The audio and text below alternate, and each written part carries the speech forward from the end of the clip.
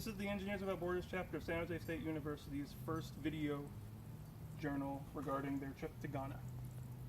This is the rainwater capture system that we've been working on for the past few hours, and we think that this design is going to do a lot of work for the people living there. We call this the hanging tarp water catchment design because it's suspended at all four corners in order to give us ourselves the attention we need to collect water. You can turn on the hose.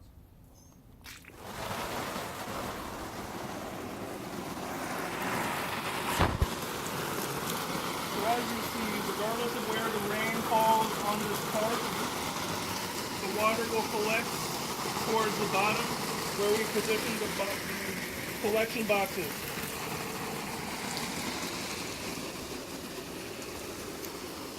I'm going to show you the collection boxes.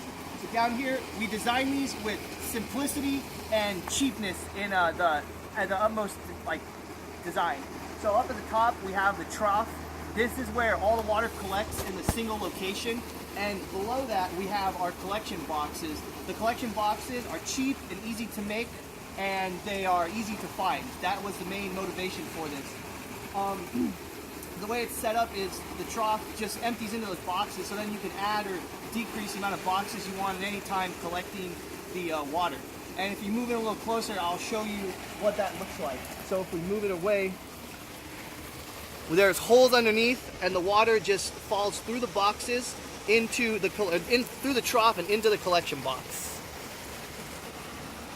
As you see, we've wrapped these in plastic bags in order to waterproof them, so that way they can withstand the rain and they won't get wet and break down.